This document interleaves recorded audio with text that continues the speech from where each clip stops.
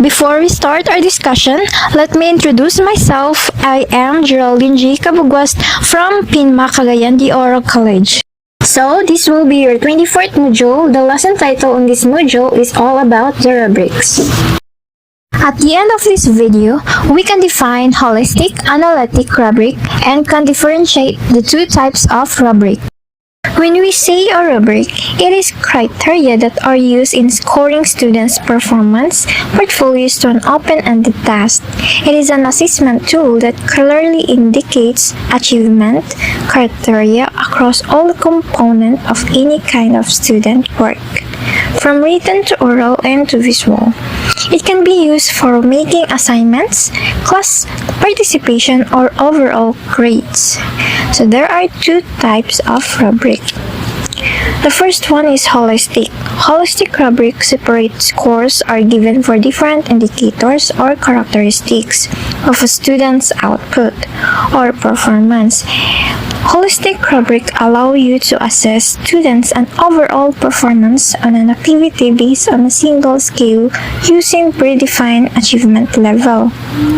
Next, we have analytic rubric. Scoring is based on an overall impression of a sample of student work considered as a whole. It is two-dimensional rubric with levels of achievement as columns and assessment criteria as rows. Next, we have function of scoring rubric. First, provides uniform objectives criteria for judging a performance assessment item. Second, provides established expectations for teachers and students that help them identify the relationship among teaching, learning, and assessment. A scoring rubric is an efficient tool that allows you to objectively measure students' performance on an assessment activity, and a scoring tool that represents the performance expectations for an assignment or piece of work. Perhaps you have never ever thought about the care it takes to create a rubric. A good rubric needs to be designed with care and precision in order to really help teachers distribute and receive the expected work. So here are the steps in creating a rubric. First, identify what is to be scored. Second, define the scale point range of the rubric. Third, develop descriptors for each performance level that describes unique characteristics. Fourth, assure that the rubric A defines a continuum of quality, focuses on the same criteria, validly discriminates performance levels, and can be reliably rated. Next, we have scale construction. First, the scale should indicate the range of possible performance arranged in order from best to poorest performance. Second, the range of performance is then divided into various levels of performance. Here are the levels and score: excellent 4, very good 3, fair 2, and poor 1. Next, we have sample holistic scoring rubric for problem solving. Exemplary response for 4 points. The answer is correct. The answer is clear and complete. The explanation includes a mathematically correct reason. Some sort of diagram is provided that relates directly and correctly to the information in the problem. Good for 3 points. The answer is incorrect. The explanation lacks clarity. The explanation is incomplete. No diagram is provided that relates directly and correctly to the information in the problem. Good response for 2 points. The answer is incorrect. The information lacks clarity. No diagram is provided that relates directly and correctly to the information in the problem. Poor response for 1 point. The answer is incorrect. The explanation uses a relevant argument. No resolution is attempted beyond just copying data given in the problem statement. No diagram is provided that relates directly and correctly to the information in the problem. No response for 0 point. The student's paper is blank or it contains only work that appears to have no relevance to the problem.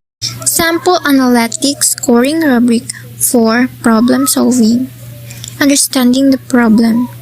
0. Complete misunderstanding of the problem. 1. Part of the problem misunderstood or misinterpreted. 2. Complete understanding of the problem. Planning a solution. 0. No attempt or totally inappropriate plan. 1. Partially correct plan based on part of the problem being interpreted correctly. 2. Plan could have led to a correct solution if implemented properly. Getting an answer. 0. No answer or wrong answer based on an incorrect plan. 1. Copying error, computation error, partial answer for a problem with multiple answers. 2. Correct answer and correct label.